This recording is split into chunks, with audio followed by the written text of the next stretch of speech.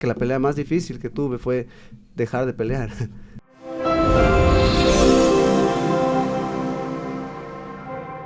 Esta semana circuló un video. Un hombre en pleno centro de la ciudad, listo para golpear a otro conductor. Su hija pequeña lloraba a su lado. Nadie lo detuvo. Esta imagen tiene algo que nos dice sobre el momento que estamos viviendo. ¿De dónde sale la violencia y la rabia? ¿Qué le pasa a un hombre para llegar ahí? ¿Qué está viviendo en su vida personal? Y lo más importante, ¿qué podemos hacer? Yo soy Gabriela Vivanco y esto es Focus, un podcast de La Hora. Para hablar sobre esto hemos invitado hoy a Diego Viteri. Él es médico deportivo. También tiene un máster en psicología deportiva infantil y está certificado en box.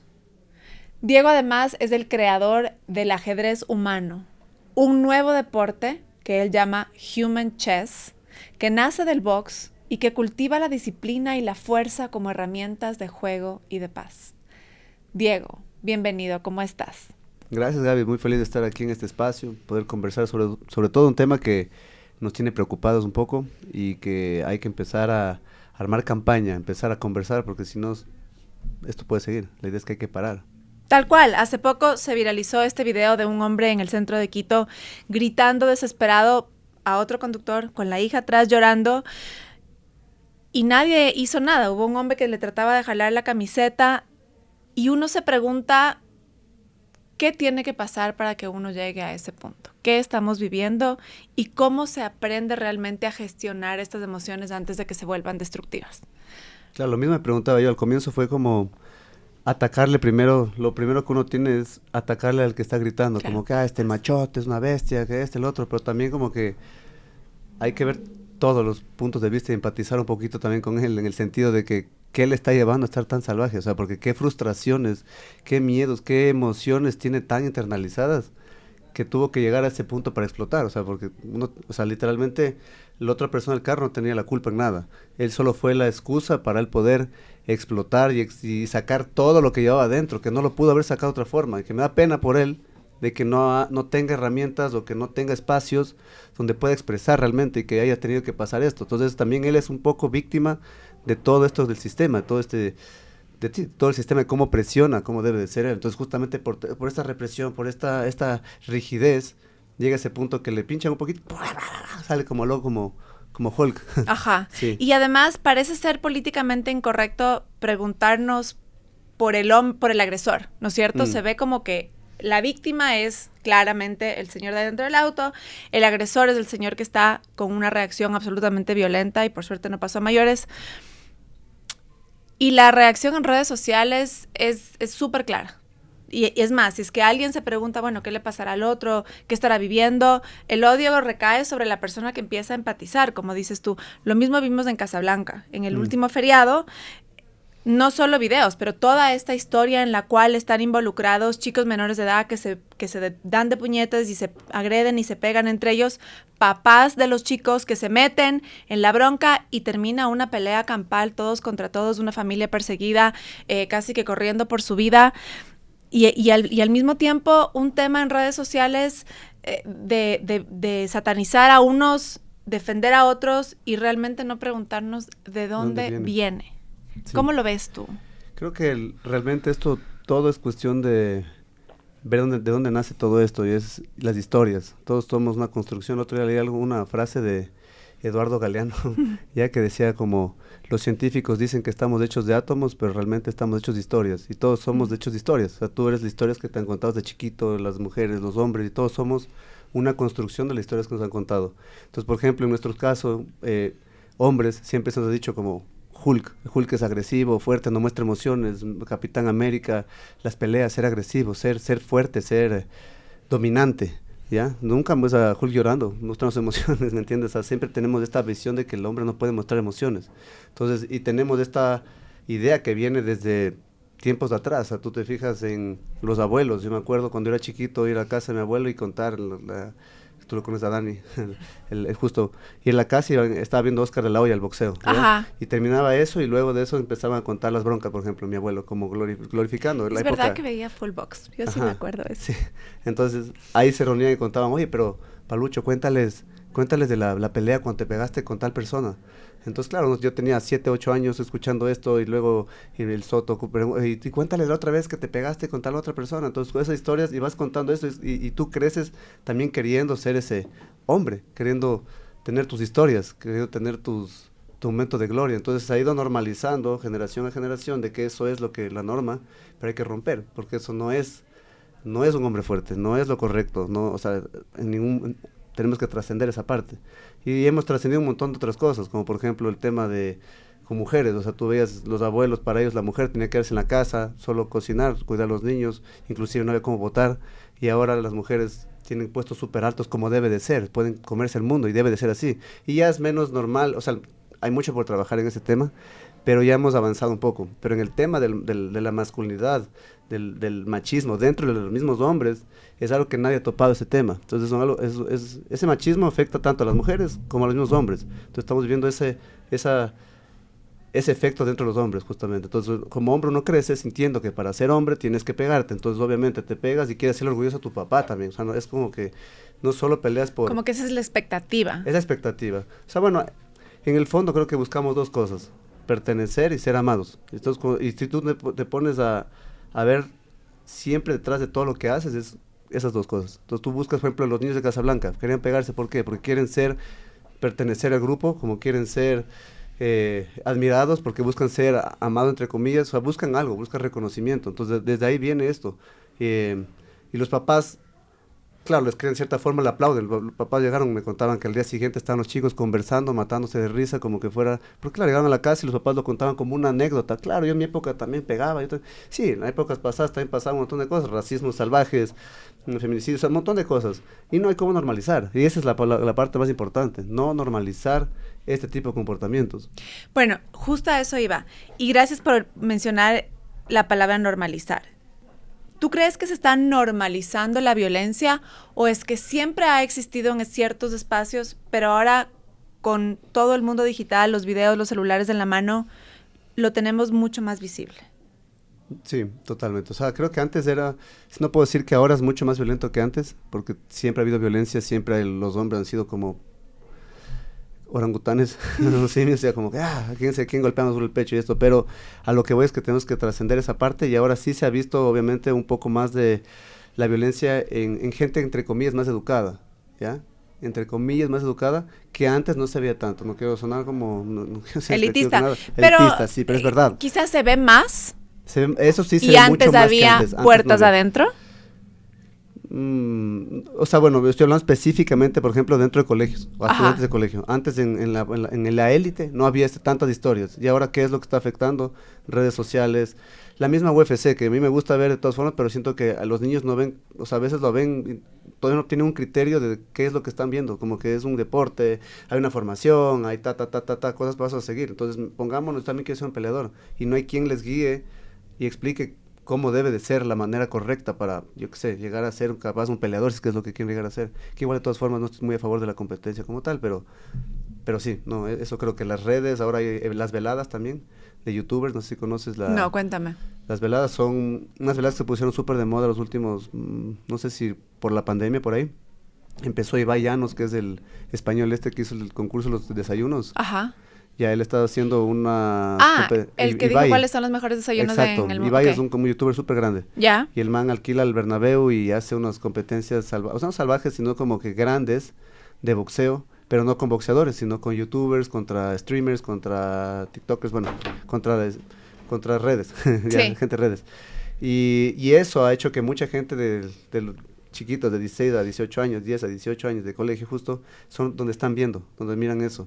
¿Ya? Entonces ven eso y como que quieren replicar. Entonces ahora se ha puesto de moda, no solo aquí en Quito, sino en todo lado. O sea, me han dicho gente en España que también hacen lo mismo, de que los niños de colegio se ponen los guantes y se pegan en la casa, que los niños de acá se pegan acá, porque y hasta le llaman la velada, hasta le ponen. Tú distribuiste un video y es parte de por qué nos queríamos conversar contigo y contabas en ese video que pasa en esta ciudad y como dices tú pasa en otras ciudades que los padres de los chicos organizan estas peleas amistosas en casa, en el jardín de la casa, en el patio, en su patio, en su parque, donde les dan guantes o tal vez no les dan guantes, no sé, y organizan estas peleas. Cuéntame un poco más, ¿qué conoces de esto y ¿Cómo lo ves? Bueno, estos son papás que prestan el jardín de su casa aquí en Quito y les dan para que se golpeen, para sacar como que quién es el mejor de tercer curso, quién es el mejor de cuarto curso, quién es el mejor de quinto curso, lo cual es absurdo porque es como también están tratando de inculcar como que es, ya bueno, el chico, vamos a ver quiénes son los más hombres, quiénes son los más fuertes, quiénes son más esto. Eso por un lado desde un punto sociológico, o sea, de psicológico les afecta muchísimo a los niños porque les pone una presión enorme, les obliga a encajar a veces en un lugar donde no quieren estar, o sea, la mayoría no quiere estar ahí, pero les toca, como que quieren normalizar, ¿ya? Y punto dos, es peligroso, es súper peligroso que estén haciendo este tipo de veladas o peleas dentro de estas casas porque un mal golpe puede terminar en una contusión cerebral fuerte, que de hecho ya pasó me tengo historias para contarte de contusiones, o sea, un montón, porque esta es mi filosofía de la que te hablo ahora, desde que empecé hace años, creo que, desde siempre, en verdad, desde que empecé a dar clase, como que no me ha gustado, a mí nunca me gustaron los golpes fuertes, o sea, me dedico a esto y hago una cosa que se llama Human Chess, hablaremos capaz de eso, pero bueno, el tema de estas veladas no es apropiado porque los papás están disfrutando de, pues está un circo, como poner a niños de 14 años y ver matarse de risa. Yo otro día mostraba a una mamá y era hasta el niño sangrando la boca y los papás, muertos de risa, como que fuera chévere. Entonces, como que no, eso sí tiene que parar, es algo que no está bien. Sí, no está bien. O sea, incluso en el modo, hasta como peleador, los peleadores ni siquiera están sacando a la madre cuando entrenan. ¿Cuál es la diferencia entre este tipo de peleas callejeras, amistosas, no amistosas, entre amigos o entre personas quizá incluso de la misma comunidad, y aquellos que realmente entrenan un deporte como el box como disciplina? Que bueno, dentro del mismo box como disciplina o dentro del mismo deporte de contacto, también hay mucho machismo. O sea, también es como hay mucho, está mal llevado en muchos casos. Por eso en estas veladas de niños, lo que más me molesta es que viene niños que no tienen idea, un niño de 14 años que tiene cero experiencia y que claro, está ahí como porque tengo que estar ahí, porque tengo que pertenecer al grupo, porque tengo que probar mi virilidad, tengo que probar que soy hombre. No puedo, imagínate decir a mis amigos que me ahuevo, que no voy, porque si imagínate, quedo como el miedoso, entonces tengo que probar. Y de ahí tienes al otro niño que lleva 6 meses en un gimnasio donde ya le están enseñando a girar el pie, a meter bien, a sincronizar el golpe, a meter con pesos. Es extremadamente peligroso, o sea, súper peligroso.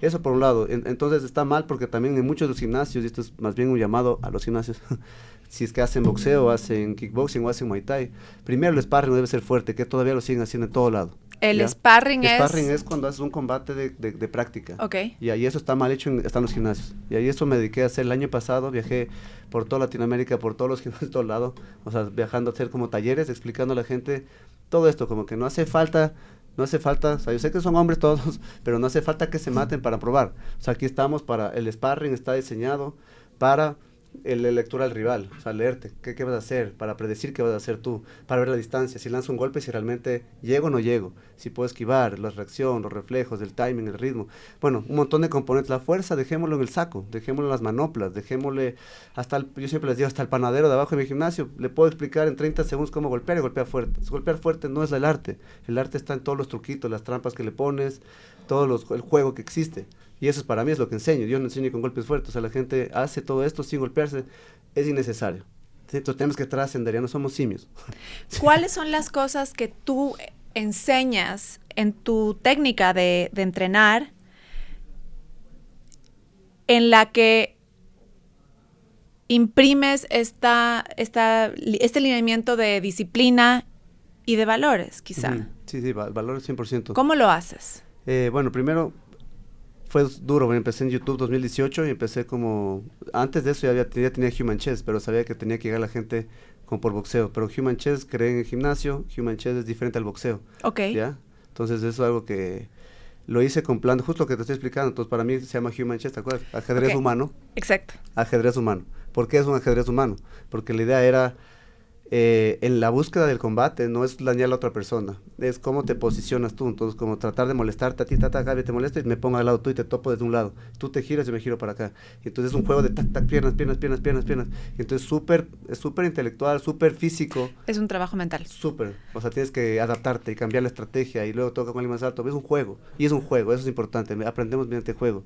Yo siempre les digo, no van a aprender ustedes a pelear así tensos y pegándose fuerte, no van a aprenden jugando, aprenden topándose, incluso los animales aprenden jugando. Tú ves cachorros y se muerden un poquito y hasta llora y se va. O sea, ¿me entiendes? Como que así aprenden a cazar, a pelear. Nosotros somos igual. La única forma de aprender es con con una emoción positiva, ¿ya? Y que haya mucha repetición y eso crea retención del contenido que tienes. ¿Ya? Entonces esto que puedan jugar, que puedan hacer eso. ¿Tú hiciste este concepto del Human Chess? Sí, entonces es lo que está tratando de expandirlo. Ok. Y eso con redes está expandiendo. Ahorita ya tenemos más de 1 millón de seguidores y gran parte del mensaje, el trasfondo del Human Chess es cambiar esa onda de que el hombre no necesita reventarse para ser más hombre, que pueden ganar esa seguridad sin golpear, lastimar a otra persona, o sea, no se necesita. Y lo logra, sabes que con muchísima gente, niños que han tenido bullying de distintos colegios americanos menores, así que han venido, terminan siendo más seguros y no porque se les pegan a los otros, simplemente porque ya ganan seguridad, porque es un tema de confianza, autoestima, y nunca tuvieron que pegar a otra persona, o sea, no hay necesidad. Entonces también creo que las redes de esto como que están no comunicando correctamente a los niños lo que es realmente el ganar. Entonces piensan que para ser madre, ay, qué chévere se ve a sus madres sacándose la madre. Entonces están glorificando a mucha gente en redes que sí están mostrando esta onda de masculinidad tóxica, realmente, porque es tóxico. Hablas de la frustración con la que la gente llega al gimnasio, ¿no es cierto? Con la gente con la que está entrenando y le da el de al frente con toda la ira que vemos en redes sociales, con toda la frustración y la rabia que vimos en el video del señor gritándole al otro con su hija atrás, o que vemos en estas peleas campales que se dan entre personas de los mismos, de la misma comunidad. Y tú conoces mucho de la frustración y quizá incluso de los límites del cuerpo humano desde tu perspectiva personal. Cuéntanos tu historia y cuéntanos cómo llegaste al lugar donde estás hoy. Chuta, ¿dónde empezamos? Cuéntanos súper rápido. Con tu tema de salud, que para nosotros es súper interesante. Ya, ok, empecemos con el tema de salud. O sea, para empezar, yo empecé a boxear porque yo nací con un problema de sistema inmunológico, una enfermedad sin cura, catastrófica, en la cual no tengo sistema inmunológico. No tengo sistema inmunológico, quiere decir que cualquier gripe, cualquier cosa puede ser mortal, ¿ya? Entonces me decían que no iba a poder ir al colegio, que no podía tener una vida normal. Por eso mis papás me crearon súper normal, trataron de empujarme y que siempre la mente como que si tú quieres, tú puedes, Entonces tuve la vida normal básicamente. Para los 9 años justo yo también quería ser como un gladiador, o sea, quería ponerme mi casco, y siempre fui vulnerable, o sea, me acuerdo todos mis tíos decir, oye, darle de comer un poco, denle sustagen, denle Pediasure, denle esto, porque era el flaquito, chiquito, más chiquito que toda la clase. Entonces para mí el boxeo era la forma justo, y además escuchaba estas historias de mis abuelos, de esto, yo también quería ser fuerte, esa era lo que yo escuchaba, que era. Entonces empecé a entrenar y nunca me gustó mucho la parte de golpearse. De hecho, cuando se pegaban fuerte los niños, yo me escondía en el baño y llamaba a mi papá que venga a ver, o no me encantaba la parte esa. Pero lo que me enamoré full fue de la técnica. Me encantaba como la técnica, eso fue lo que me fascinó. Entonces como que cómo girar el pie, cómo funcionaba la mecánica. Y de hecho desde chiquito empecé a ver, o sea, me preguntaba como, ¿por qué Pacquiao, un boxeador, hace tal cosa y por qué no le golpean? Entonces me estudiaba y pues anotaba un cuaderno y esto. No hacía deberes, pero mis papás, deberes, no, yo pensaba en esas. Entonces sí, luego empecé a competir y nunca realmente me gustó competir. Siempre sentí que tenía que probar. Y llegó hasta, me fui a estudiar a Canadá y seguía compitiendo para la universidad y nunca me encantó. O sea, nunca me encantó realmente el hecho de golpear a otra persona, como que me sentía un poco incómodo. No me gustaba y tampoco me gustaba que me golpeen. Tampoco es chévere que tener dolor de cabeza después. Creo que toca pretender y mucha gente que entrena esto sienten los dolores de cabeza, sienten los dolores del cuerpo, pero todo el mundo es como, claro, no, sí, pero en verdad a nadie le gusta, o sea, por eso también cobran tanto los boxeadores. Es como que claro, uno se pregunta, o sea, le sacan la madre, en realidad. Madre, claro. Y uno dice, o sea, el tipo está ahí sentado, no sé, en la esquina, se levanta y a las 2 semanas vuelve a salir y, como dices tú, sí duele. O sea, el boxeo además, bueno, hablamos de eso, hablando de esto, el boxeo es para mí una explotación, es una explotación humana para el entretenimiento de clases sociales más altas, es lo más pobre que puede haber. Y yo te iba a contar mis historias de gente que he visto en el boxeo y ya cuando viajé ahorita conociendo a la gente que boxeaba. Claro, lo que no se ve cuando ves la pelea en la tele. Claro, ves la pelea, que tú no se desconecta, eso quiero contar después, pero bueno, el punto es que ya dejé de competir porque esa fue la pelea más dura que tuve en mi vida, como decir, ¿sabes qué? No quiero pelear más, voy a hacer a mi manera las cosas y si se convirtió en Human Chess, voy a hacer porque así me gusta.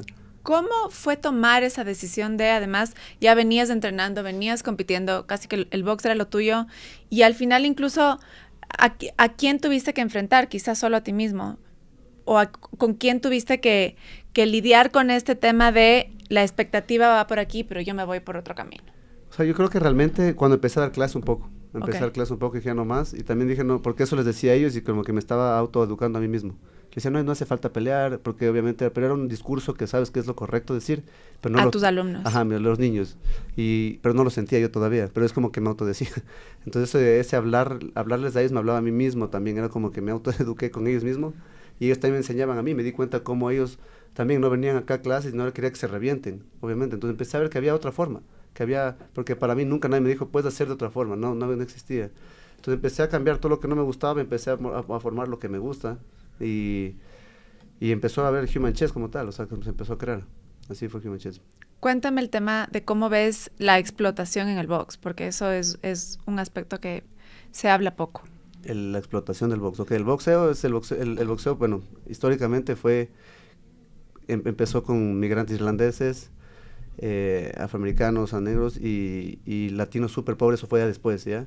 Y siempre hubo explotación, se les paga muy poco, son gente que literalmente está peleando por el plato de comida, y la gente que paga, siempre desde antes pagaba, o sea, venía gente, celebridades y todo a ver las peleas, entonces era un circo, siempre ha sido un circo, un show, ¿ya? Millonario. Exacto, millonario, o sea, sí, o sea, están hablando de... Hace 100 años el gate fue de $1 millón de Jack Dempsey contra Carpentier, o sea, una cosa así, o sea, y en esa época igual les pagan poquito, sí, o sea, ganan muy poco. Siempre la gente se enfoca, no, pero Mayweather gana un montón, pero eso es el 1%, o sea, el resto de gente incluso es como gana muy poco, y aquí ha pasado, no voy a mencionar obviamente específicamente las federaciones, no federaciones, sino los que arman los eventos, pero les pagan $100, o sea, $150 a los peleadores, y los manes están sacando la madre, a veces pegan, queda en coma la persona, y es como que, ¿qué pasa el siguiente?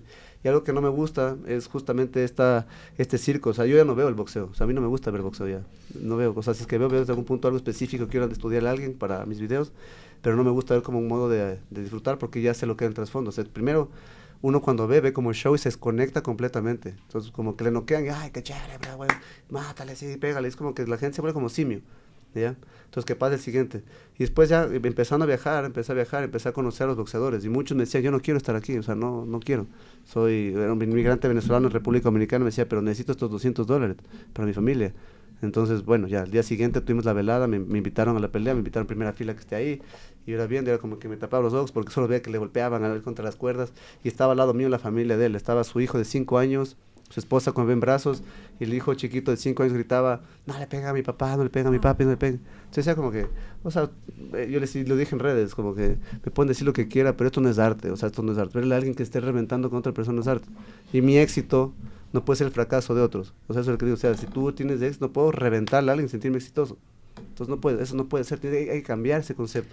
Entonces el concepto del boxeo es básicamente la masculinidad micro que ves afuera. Muchas cosas me acabas de decir y perdón que te interrumpo porque quiero seguirte preguntando. Todo esto que tú describes me hace pensar en los gladiadores. O sea, es decir, no es esta la forma también de este tema del circo con el dolor humano, de explotar, porque en los gladiadores también era así, agarraban esclavos y ahí que se maten en la arena contra a veces animales salvajes, que se maten entre ellos para deleite de las masas y en muchos casos para deleite de las élites. Y ha pasado en la historia humana, pero en 100,000 maneras y ahora pues se manifiesta en muchos deportes. Y llegas a este tema de la masculinidad. Y es esta agresión que a veces quizá es innata. O sea, muchas de las personas, yo pues hablo con muchas mamás porque estoy en esta etapa de la vida, hablan de la energía que tienen los varones desde chiquititos, Sí. Que es muy diferente a cómo se cría mujeres. Esa energía en los adolescentes creo que además es brutal, entonces por eso quizá lo sano es y los que pueden y los que tienen una estructura familiar de encaminar a los chicos en el deporte, por ejemplo, cómo esto realmente encamina esa energía casi animal que tienen. Y no es casi animal. Somos así. Es animal. Sí, es animal. ¿Qué se hace en un espacio donde hay tantos jóvenes, como han habido siempre, que no hacen deporte, que están en su casa, además en un espacio donde por ahí no salen al jardín, no salen al parque porque ya es peligroso, porque ya no juegas y no estás ahí montando bicicleta hasta las 8 de la noche agotado? hay muchísima energía y hay Acumulado. filósofos, o sea, tienes un Jordan Peterson que te habla de, por ejemplo, en el Medio Oriente, la frustración sexual que hay entre los hombres que no tienen acceso a una mujer, por ejemplo, a tener relaciones sexuales, a sacar también parte de esa energía que tiene el hombre que se manifiesta y existe muy diferente a la de la mujer. ¿Qué se hace con toda esa energía ya en la sociedad? Claro, creo que justo topaste un tema que es una de las claves principales que yo también creo que es porque hay tanta... Los niños ahora son un poco más inseguros que antes. O sea, son un poquito más inseguros en el sentido de que justamente porque tienen acceso a dopamina mucho más rápido que lo que teníamos nosotros. O sea, nosotros para una dopamina era montar bici con el amigo, el vecino, irte a comprar algo. Ahora la dopamina está como, escroleas un poco y es una dosis de dopamina súper fuerte. Pornografía, tienen todo al alcance de sus manos. Todo. Entonces, cuando se frustran también cuando consiguen algo rápido, entonces también empiezan un deporte y lo dejan rápido. ¿Por qué? Porque justo leí un estudio que decía que el ratio de falla para que la gente les guste, antes era como de 60%, tienes que medio que tener éxito, ya hay un 40% fallar y todo bien, la gente le gustaba. Como que si tú o sea, te iba bien en el deporte, 60% en el entrenamiento, y 40% tú fallabas, todo bien. Te sentías bien. Ahora está casi 90%. Si no estás 90% es que teniendo éxito en el deporte, no te gusta. No te satisface. No te satisface. Entonces necesitan como tener como este control y éxito constante de como que le tienen frustración contra el fallar. Y no tenemos tolerancia a la frustración tampoco. Exacto, entonces esa energía que tú mismo dices, como que se va acumulando, esta energía que no están descargando en un lugar sano, se está descargando en un lugar que es completamente pasivo. Entonces cuando alguien te molesta, te insulta, es la única forma, somos animales, la testosterona está aquí adentro, entonces esa energía sale de una manera agresiva, y la agresión es una máscara, es miedo, es frustración, es un montón de emociones enmascaradas. No es realmente agresivo, realmente adentro de él está miedoso, está con un montón de inseguridades, es una persona agresiva. Alguien seguro no pegaría. Eso hay que entenderlo desde el comienzo. Una persona agresiva es una persona con miedo por dentro, una persona que tiene inseguridades adentro, ¿sí? Entonces hay que trabajarlo, porque está agresivo. No es agresivo, es inseguro. ¿Qué miedo tiene? ¿Dónde están haciendo? Falta de amor, falta de esto, falta de atención en el caso de niños, no sé. Porque también hay niños que no están nunca con sus papás también. Hay psiquiatras que llevan décadas estudiando y entrevistando hombres violentos adentro de las cárceles, tratando de entender de dónde sale esta violencia. Y en muchos sentidos dicen, no es rabia, es vergüenza. ¿Qué siente un hombre antes de explotar? No creo que siente. Justamente lo expulsa de esa manera agresiva. Yo justo leí el libro de Dani Trejo, el actor que estuvo en cárcel, justo que mencionas cárcel, me dijo, a mi papá nunca me dijo te amo.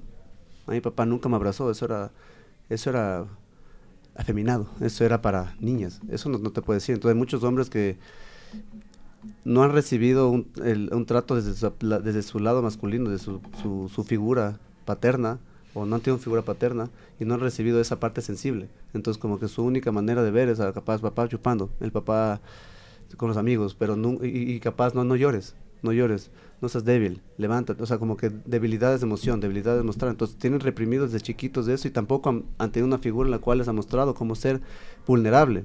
O sea, porque la vulnerabilidad también es gran parte ser fuerte. Y de hecho, los mejores deportistas hemos visto, peleadores, Daniel Cormier, John Jones, o sea, GSP, han llorado a veces al final del coso y nadie les dice nada. Porque ya son, pero porque alguien que está en el colegio, hay gente que llora. Siempre los hombres tienen que hasta maquillar el lenguaje con el que utilizan. O sea, jamás un amigo se reúne con otro amigo hombre a conversar de qué les duele, qué les molesta, sino es máximo de trivialidades, máximo de cualquier cosa de por ahí, de los negocios, de los viajes, de alguna cosa súper trivial, pero casi nadie profundiza en algo porque no pueden expresar. Entonces tenemos una limitación de expresarnos, que es lo que reprime, y esa represión explota, es como una bomba, una olla de presión. Entonces está así. Entonces eso pasó con el señor. Señor, ¿cuánto habrá tenido adentro? ¿Por qué no tuvo nada que el otro? O sea, solo es un señor que se nota que fue la excusa. Fue la excusa para ¡pum! Explotar, y explotó, y gritaba, y quizás después se sintió pésimo, de haber sentido mal. No sé qué habrá sentido, pero bueno, el punto, espero que se haya sentido mal, pero sí, el punto es que sí, es una explosión, pero también como digo, es víctima de todo esto. O sea, también hay que ver dónde es. Por eso ahora con los chiquitos, con los niños, hay que parar ese ciclo, así como normalizamos, como te digo, comportamiento en contra de las mujeres, como la mujer no puede salir a la casa, la mujer tiene que hacer tal cosa, normalizar un montón de comportamientos. Igual con los hombres, no hay cómo normalizar. Mucho de lo que hablamos hoy está enfocado hacia los hombres, pero también bueno, tú también entrenas a mujeres y con mujeres, pero hay muchísimas madres, hermanas, amigas, hijas que nos escuchan y que tienen personas con muchísima agresividad a su alrededor. Y en ciertos casos, y no todos, porque pues a veces obviamente hay que alejarse, pero en ciertos casos no se puede o no quieres alejar a la persona.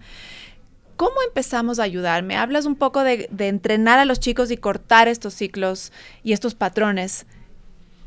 ¿Cómo lo haces? ¿Cuál es el discurso? ¿Cuál es la narrativa que empezamos a utilizar para desmantelar este ciclo de violencia? Creo que ahí entran las mujeres, son gran parte de esto, o sea, ayuda, ¿ya? Porque también ellas, los hombres se sienten un poco más seguros siendo sensibles con la mujer, o sea, el hombre no se va a sentir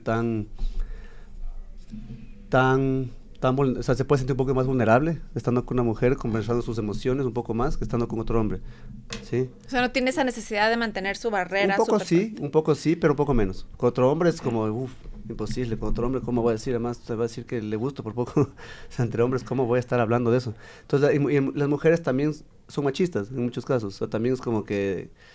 ¿Cómo se ve eso? Claro, o sea, por ejemplo, es como que, ¿viste el otro man que ni siquiera es afeminado, ni sé cuánto? Como que no les gusta también es lo que decía, o sea, si en el colegio, por ejemplo, especialmente, no pueden verle cool al niño que es el pegón, no pueden verle cool al niño que es bully. Las mujeres tienen que romper también eso, o sea, no quieres, como mujer tampoco es el tipo violento, que un tipo que sea controlado, que es un tipo que tenga control emocional, que es un tipo que pueda, es un hombre fuerte realmente. O sea, si quieres un hombre, está bien, una mujer quiere buscar un hombre fuerte, pero definamos qué es fuerte. Fuerte no es el tipo agresivo, fuerte no es el tipo que explota, fuerte no es el tipo bully, fuerte es alguien, entonces hay que cambiar esa perspectiva y las mujeres ayudar mucho en eso también, como que a rechazar, porque los hombres también como simios, buscamos como que las mujeres nos admiren, entonces pensamos que habían propagandas, justo una propaganda de Jiu-Jitsu brasileño, que es donde empezó toda la UFC, y la propaganda era, en los 80s o 70s, era como, había un tipo flaquito con su novia, y venía otro tipo y le pegaba y se llevaba la novia, ¿ya? Y luego supuestamente iba a la academia de Jiu-Jitsu y regresaba y le bajaba al tipo y ella le decía, ay, como que a él le encantaba y como decía con él. Entonces hay este concepto de que quedas como el chévere. Antes las mujeres también, o sea, como que el hombre tiene el concepto que la mujer quiere eso. Entonces la mujer también tiene que dar ese discurso de que no, o sea, rechazar, como parar ese coso de que eso no está bien, o sea, no nos gusta eso, no nos gusta eso. Cuando vienen, por ejemplo, los niños a tu academia, ¿cuáles son las frases que utilizas para reforzar estas ideas? ¿Qué les dices? Bueno, la verdad con los niños, soy súper sincero, con los niños de 15 años, como que yo soy súper mal hablado, lo que más me ha costado ser como afeminado. Como entonces a los niños lo que hago es hablo un montón como ellos, hablo como soy yo en realidad, con malas palabras, no, es imbécil, ¿cómo vas a desvelar? Entonces ya empiezan como, porque no soy el profe mate, yo no soy el profe de historia, como les dije, yo no soy el profe, soy afuera y te viniste porque voluntariamente viniste acá. Entonces ya empiezan como a abrirse y es como, entras de un modo como amigo para que también se puedan abrir un poco más, pero principalmente el rato que les digo, mira, esto es Human Chess, aquí no hay que golpearse fuerte, es como que tú les ves la cara de alivio de todos los niños, es como que, ay, qué bueno. Claro, no me vas a sacar el aire. No, nadie quiere, vienen así como pretendiendo y cuando les dices esto, como que todo se relaja, todo el mundo es como que, y salen felices, salen conversando, armas un ambiente, tú armas tu cultura. Lástima que están tan chiquitas, pero que todo eso se replique en cada gimnasio y que sea así en todo lado, que en el colegio sea igual también, que es lo que... Sí, pero ya cuando tú le das espacio, cuando alguien, una figura, y la figura aquí son los papás, ¿me entiendes? Cuando el papá no le celebra, cuando el papá le diga, eres un idiota, ¿cómo vas a pegarle? O ¿cómo le vas a molestar a alguien? O sea, ¿cómo? Eso no te hace más cool. Cuando el rato que empiecen como a ya no contar y glorificar el quiñazo de Quito como algo chévere, como que empiezan a decir, chuta, qué pena, el man fuera el quiñazo, no es nada cool, qué pena, o sea, qué pena, el man es medio bronquista, que empiecen a cambiar la historia, porque es una historia nada más, es un cuento, o sea, es una historia, y empezamos a canalizar en otros lados, o sea, ¿cuántos hombres habrán que podrán haber sido increíbles diseñadores de un montón de cosas, de modas, de esto, de cocina, pero no lo hicieron nunca porque siempre tienen que ser hombres, ingenieros, abogados, están ahí reprimidos, ¿cuánta gente está reprimida emocionalmente? Porque tenían que seguir el camino del hombre, o sea, el camino del hombre. Entonces, ¿cuántos genios habrán metidos ahí que están solos reprimidos? Entonces, hay que tratar de romper sacar esa máscara, romper ese caparazón que tenemos así de rigidez de macho y relajarte, soltar la panza, o sea, no estés con la panza adentro todo el tiempo, relájate, como que, y déjate ser tú. O sea, para mí les digo, ser cool es cuando haces lo que a ti te gusta. O sea, cuando haces lo que a ti te gusta, sin que te importe el resto. Ser cool no es seguir y usar los zapatos que usan todos, no usar lo que todo el mundo compra. Ser cool es hacer lo que a ti te gusta, lo que tú, y eso es para hombres y mujeres, o sea, y ahí ves, por eso está Bad Bunny tan famoso. O sea, Bad Bunny, porque él fue cool, porque él fue el primero que se empezó a pintar las uñas, porque fue el primero que se puso aretes largos, porque fue el primero que salió con falda. No le importó que decían, entonces se volvió cool. Pero no digo que tienen que ponerse falda, nada. Digo, él fue cool por eso. Entonces, si te gusta, a mi hijo le digo siempre, si a ti te gusta Frozen, y dile, me gusta Frozen, ¿y qué? Pero no le gusta, pero en todo caso, si le gusta. Digo, no le gusta. No le gusta, pero si le gustara. Es Superman, mi hijo, ¿no? Pero no, si le gustara Frozen o algo, si le gustara, digo, dilo con ganas. O sea, te gusta una gorra, ponte la gorra, ¿qué importa? Pero como, eso es ser cool. Para mí, ser cool, ¿ya? Es como que... Es súper difícil, no solo para los niños o los adolescentes, en general para la gente, salirse del molde. Súper. Pensar diferente. Uh-huh. Incluso hacer algo que, y te digo, yo lo veo con las mamás, se ve en los empresarios, se ve, eso no se hace, eso yo no hago, no digo, no me pongo, ¿qué van a pensar? O sea, yo te digo, hasta con el pelo gris, ¿me entiendes? ¿Cómo creas espacios, por ejemplo, en tu vida personal, con tus amigos, para que este tipo de cosas se celebren? Porque además no es solo la persona que piensa diferente, sino muchas veces también el grupo y esa psicología de masas que rechaza todo lo que es diferente y que rechaza todo lo que puede hacerme ver no cool, como dices tú. Uh-huh. ¿Cómo lo haces tú en tu vida? ¿Cómo interactúas con tus amigos, por ejemplo? O sea, creo que en eso con mis amigos, bueno, mi papá siempre fue... a pesar que fue bronquista y todo, siempre fue súper cariñoso. Entonces mi papá en ese sentido también fue alguien que si veía una película Rey León lloraba, ¿me entiendes? Se ponía algo como normalizado. Entonces, por ejemplo, yo con mis amigos del colegio hasta ahora somos como hermanos. Entonces, ya años así, y es como, ¿cómo va? ¿Cómo estás? Tengo un amigo que vive en Suiza, otro vive en Estados Unidos, y conversamos, y dices, ya te amo, siempre, del teléfono. Y hay gente que me queda viendo como, le dijiste, te amo a tu amigo. Yo, sí, siempre nos amamos. Le digo, le amo a mi amigo. ¿Y qué tiene? O sea, ¿qué tiene malo? Pero entonces, y siempre nos hemos abrazado, beso en el cachete, siempre hemos sido súper cariñosos con mis amigos. Nada, de dejar de lado, o sea, como empezar a ser tú, pero cuesta, tienes que ser valiente, tienes que ser súper difícil. Por eso dije que la pelea más difícil que tuve fue dejar de pelear, porque era la más difícil, esa es la pelea más dura. Y la otra fue literalmente en redes salir diciendo, no me gustan los golpes fuertes ante un mundo que me estaba literalmente más si tenía elogios, tenía esto, o sea, tenía fama por el boxeo, y después ahí decir, ¿saben qué? Les recuerdo la verdad, no me gustan los golpes fuertes, pienso esto, y claro, yo veo el hate, me ponían manitos pintándose las uñas, pero tienes como llenarte de seguridad, y creo que el Human Chess me ha dado eso, o sea, me ha dado esa seguridad, entonces sí. El autoestima, que es una cosa que has mencionado varias veces. ¿Cómo reconoces una persona que tiene la autoestima trabajada? ¿Cuáles son sus características? Una persona que no tiene miedo a expresarse, eso es expresarse honestamente. Si tú puedes expresarte honestamente es porque estás seguro. Si tú te quedas callado, si tú se nota también, es como que uno empieza a notar.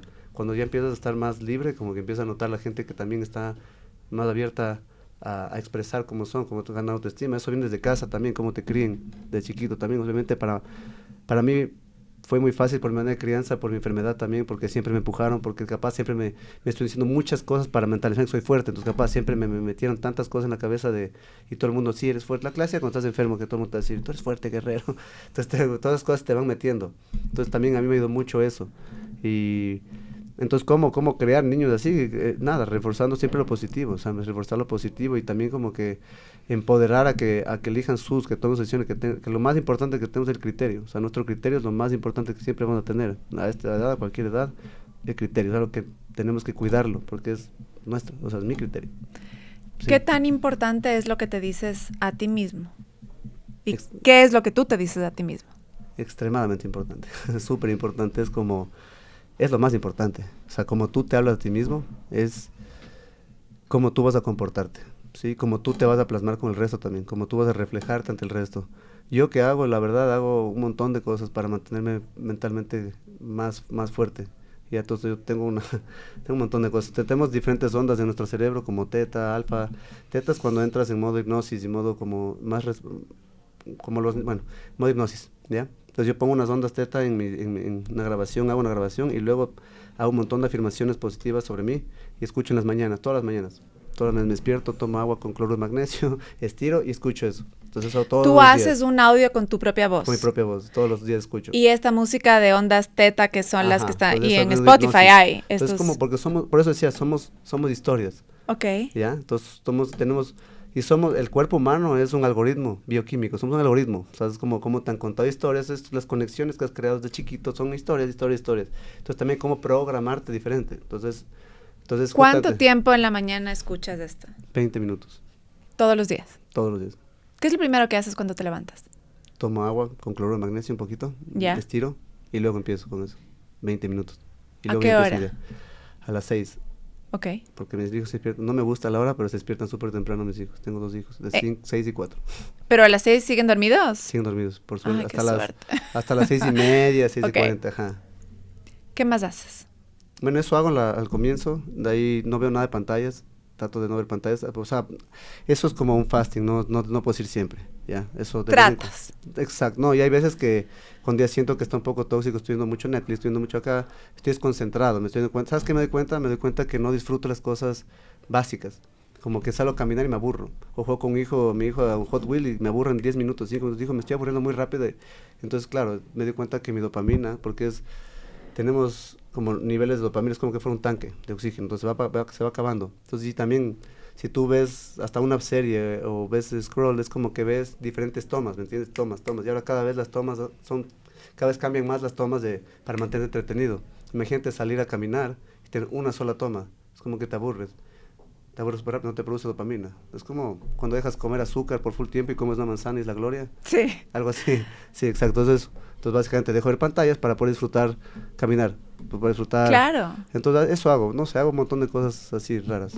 No son raras, pero, y te quiero preguntar, más o menos en tu rutina diaria, ¿cuáles son las cosas que a ti te mantienen con la cabeza fuerte? Entonces me contabas un poco tu rutina en la mañana. Cuéntame, y en general, porque no son raras, en realidad son más bien súper útiles y son cosas que funcionan porque el cuerpo al final del día es una maquinita, ¿no? Sí. ¿Qué más haces? Y al final del día, Sí. al final del día lo que hago es escribir, journaling, o sea, siempre. Pongo timer, empecé con 10 minutos, pero estoy haciendo 5, porque a veces ya estoy cansado, es como que pongo 5 de timer y a veces si voy un poco más, voy más, pero 5 siempre. Y 5 es súper bueno porque, digo, como que uno nunca sabe lo que piensa hasta que lees lo que escribes, ¿ya? Entonces, O sea, escribes y además vuelves a leer. No, pero no hace rato, ¿no? Ah, o sea, ok. después de un tiempo, pues lees chan chistoso porque ves cómo has cambiado, esto es súper chévere. Sí. Entonces hace 1 año, 2 años, bueno, no puedo creer que creía esto. O a percibes veces cuánto dices, no cambias. puedo creer que sigo en lo mismo. También. ¿No te pasa? También, sí, me pasa. Sí, exacto, me pasa. Sigo lo mismo, exacto.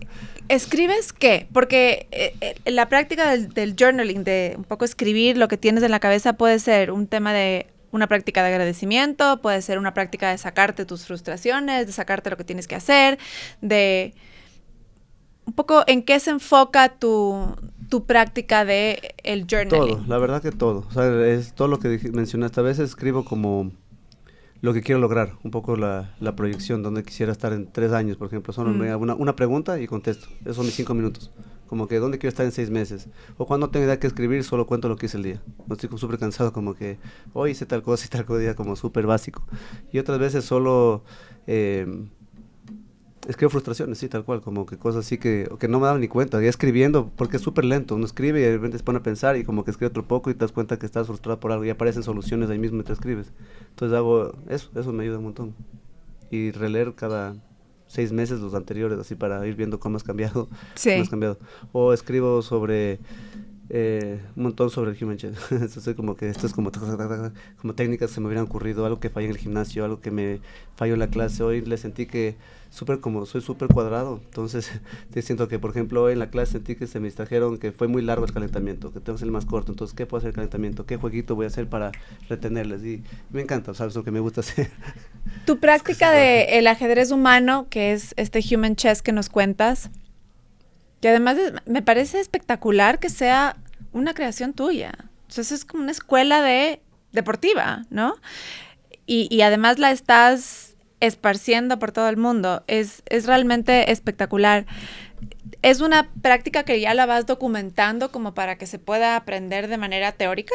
Claro, ya tiene tenemos incluso como rangos, como cintas. Ok. Pero no le puse cintas porque dije, no es muy original. ¿Qué le Entonces, pusiste? hicimos unas bandas como el de Capitán de Fútbol. Ajá. Y tiene diferentes estados, son 5. Y les puse estados del Human Chess. Entonces, estado 1 es la base, que es control emocional. Empezar a controlar es la base de todo. Control emocional y control de los fundamentos de la técnica, ¿no? 2 es el flujo. Empieza a fluir un poco más. Ya fluyes entre una técnica y otra súper bien. Como que fluye. Es como bailar. Entonces, como que ya puedes contar diferentes pasos y ya se ve bien. Ya no se ve tan robótico. Fluyes bien entre los pasos. Número 3 del criterio. Ya tienes criterio con quién estás peleando. Entonces, cambias de técnica de acuerdo a cada rival, estrategia. Entonces, como que ya sabes que tal está alto, entonces voy a provocar su golpe. Cuando saque su golpe, desviar y entrar. Todo suave, ojo. Todo es chévere. Entonces, esto es un juego, es chéverísimo. Y 4 es...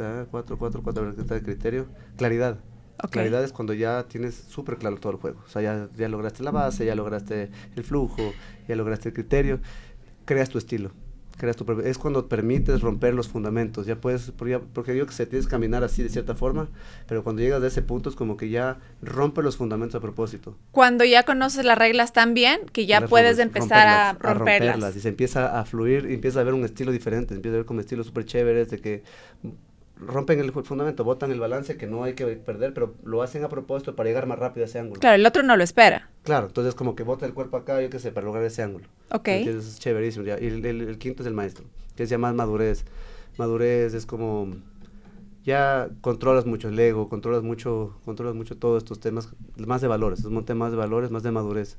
Dentro del deporte y como persona. Porque también el maestro ya puede ser maestro de otra gente para enseñar. Entonces, justamente estoy formando entrenadores para que puedan seguir esto por diferentes partes. Son 5 etapas que además te describen cómo lidiar en los negocios, cómo vivir la vida. O sea, me parece espectacular. Es chéverísimo. Es mucho las etapas que tienes que ir pasando para llegar a ser un máster en algo. ¿Cuántas personas han llegado a ser máster o a tener máster? ¿Cómo se dice? Maestro, sí, maestro. A ser maestros. Maestro, ahorita en tu solo disciplina. tengo 2 personas. Ese es el problema, ¿verdad? Pero también porque estoy un poco perfeccionista ahorita, porque es súper difícil dar estas herramientas. Yo no quiero que en México me digan, mira, en México estoy en tal gimnasio y me rompió la nariz. No puede pasar. Entonces estoy como súper... ¿No hay sangre nunca? No, nunca, no, porque no hay fuerza. Entonces todo es, solo tocas, solo es tocas y te mueves, tocas, te mueves, como juego. Totalmente un juego, pero entonces tengo ese miedo. He ido enseñando un montón. Tengo entrenadores ahorita en Uruguay, en Chile, en México que están dando, pero les tengo súper, como todavía no son maestros, como que todavía no llegan a ese... Ya están dando clases, sí, pero no sé, es como necesito conocerlos más para dar esa... ¿Dónde te podemos encontrar? Si es que hay alguien en la audiencia que quiera conocer más sobre... ¿Es una técnica, es una disciplina? ¿Cómo le llamamos? Es un nuevo deporte, una disciplina. Sobre este nuevo deporte, además de ecuatoriano. ¿Dónde te pueden encontrar? Pueden encontrar en cualquier red como Viteri Boxing o en Cumbayá si quieren clase. Ok. Viteri Boxing, estoy en Cumbayá, en la Francisco Orellana. Ya, y en redes sociales, Viteri Boxing todo. ¿Cuál es tu red donde más publicas, donde más todas explores? publico. Okay. Todas, TikTok, Instagram y YouTube, todas publico. Bueno, de esas 3, porque si hay más. Sé que Snapchat tendría no me da el tiempo para estar publicando en todas. Pero sí, publico en esas. YouTube es mucho más, tutoriales un poco más largos. Instagram es como vida personal, mensajes, y es como más rápido, consumo rápido. ¿Y tienes una página web como página web también, oficial? viteriboxing.com, ¿cierto? Deberías tener. Sí tengo. Ah, bien. Sí tengo, viteriboxing.com. Ya, y ahí están todos los fundamentos. Es que, sí, yo vendo cursos, entonces también lo bien. que hago es, entonces como que mi negocio real es, tengo las redes y redirijo el tráfico a mi página para comprar los cursos. En los cursos tienes curso 1 fundamentos, curso 2 es juego de piernas, Ring Mastery se llama, y 3 es táctica y estrategias, y 4 certificación de entrenadores, tienen preparación física, distintos cursos. Entonces, ya, eso.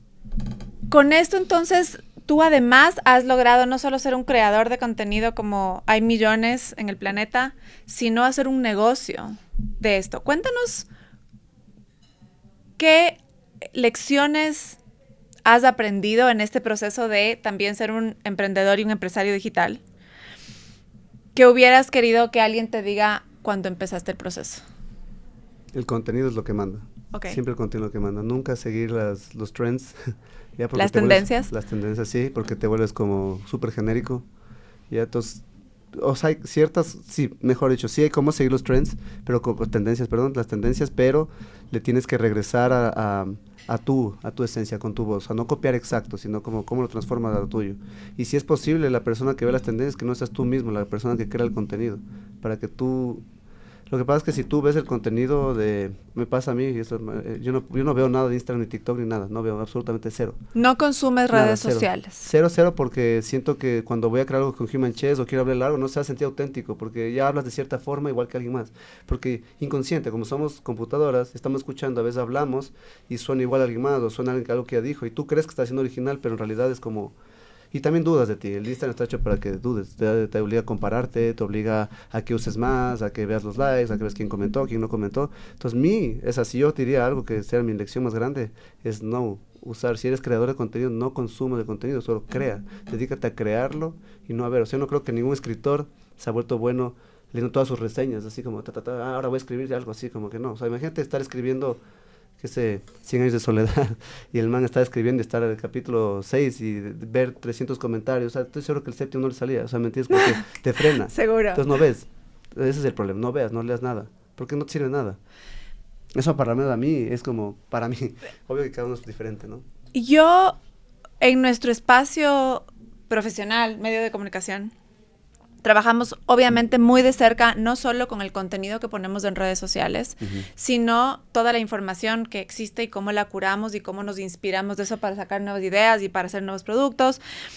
Y batallo internamente precisamente con lo que tú dices. Además, la distracción que te genera, o sea, es decir, solo tienes 24 horas del día, ¿cuánto tiempo te vas a dedicar a estarle haciendo juego al algoritmo de la red social con el dedito, ¿no es cierto? Porque es adictivo y está hecho para eso y hemos hablado de eso hasta la saciedad.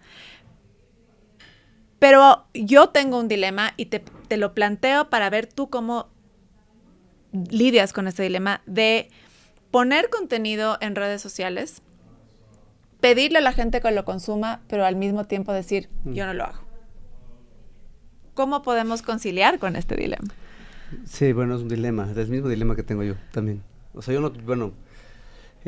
creer que tu contenido es de valor, creer que tu contenido, eso es lo único que te ayuda, como que creer, porque yo también quise salirme en una época de redes, borré todo, así como me volví loco, como borré todo, dije no quiero hacer nada de redes. Me pasa con frecuencia y luego lo vuelvo a cargar. No, ya borré todo y no, borré todo, o sea, después el algoritmo me castigó, ya tenía creo que 10 likes por cosas, o sea, porque... Okay. Pero bueno, el punto es que, no sé, a mí lo que me ayuda es creer que llevo un mensaje. Sí, me ayuda que tengo un propósito detrás de lo que estoy haciendo, que no es más allá de los likes y los views y los de esto. Entonces, que estoy llevando un mensaje que ayude. Si tu propósito va más allá de los likes y los views, no tienes por qué sentirte mal, porque es un propósito más grande, es eso. Entonces, eso ya es algo que es, a la final, no sé, es como la conciencia humana, es como solo se plasma, las redes es solo un colectivo de cómo somos todos, como una conciencia. Entonces, si por ahí puedes meter mensajito y a alguien le llega... Por ejemplo, ya sabes que vi el video que sé que te mandó la Dani, es un video que lo haces y si le sirve, buenísimo. Si alguien le ayudó, como que algún papá le sirvió, ya, ganaste. Entonces esa tiene que ser la misión, como no hay propósito más grande que servir a otra gente, ¿sí? Entonces como que cuando tú trabajas en algo, con cualquier cosa que sea, si haces fotografía, si haces diseño de moda, trata de ser consciente con el medio ambiente. Si tú ayudas a aportar en algo, tienes que hacerlo, tienes que aportar en algo positivo. No tienes por qué sentirte mal, o sea, creo que no debería ser por qué. ¿Y cómo te nutres de información o de pensamientos, de ideas que te suman, entonces? ¿Dónde consumes? ¿Lees? Sí, leo, me gusta leer mucho, medito también, me encanta meditar. Tengo que meditar, mi tema de salud, como todos sabrán, es el estrés, y cuando estás así súper mal anímicamente te enfermas. Y yo, obviamente conmigo, así, o sea, es flash, yo estoy medio estresado y gripe, me empieza, no sé, me enfermo, simplemente me enfermo. Entonces tengo que manejar súper bien el estrés. Sí, o sea, ¿cuál es la pregunta? O sea, un poco sí. Ese tema de cómo nutres de tu espíritu sí. y tu mente, y me respondiste clarito. Sí. Se nos va acabando el tiempo, y que me da pena porque hay muchas cosas. No sé, tengo 3 preguntas finales, pero y cortitas, con respuestas cortas, pero antes de eso... No sé si me olvidé de preguntarte algo que nos quisieras contar. No, creo que la verdad hemos cubierto bastante de todo. Full, sí. Y estas 3 preguntas que siempre es este ejercicio ping-pong que hacemos hacia el final. con respuestas cortas. Ujú. ¿Qué se siente andar por la vida sabiendo que eres un arma mortal? ¿Seguro? ¿Seguridad? ¿Qué le da más miedo a un hombre? ¿Que le peguen o que le lloren?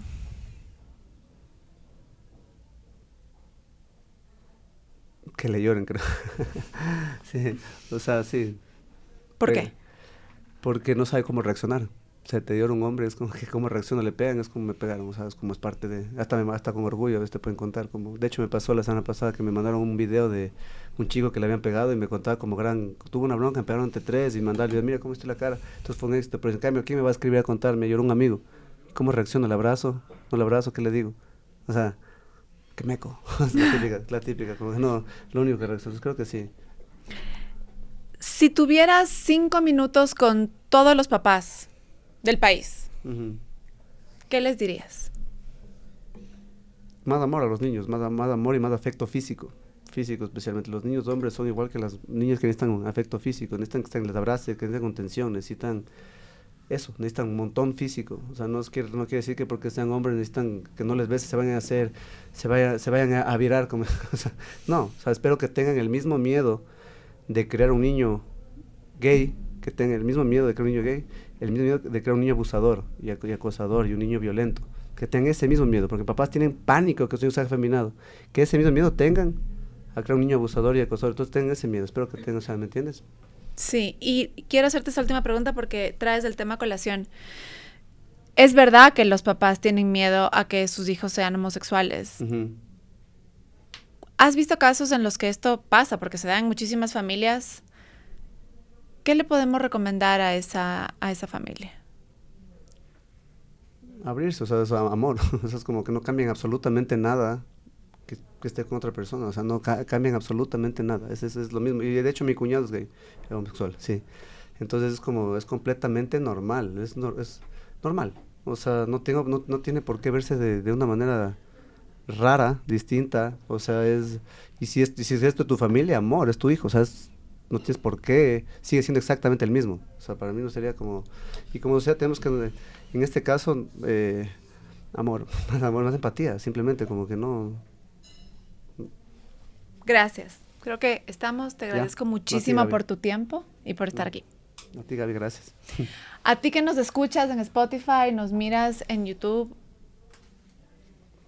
ojalá que esta conversación te haya parecido tan enriquecedora como a nosotros. Compártela, hay muchos espacios que compartir, hay muchas conversaciones que tenemos todavía que tener y mucho por extender la mano a quienes sufren, a quienes tienen ira y a quienes esconden muchísimo detrás de eso. Gracias siempre por permitirnos caminar contigo.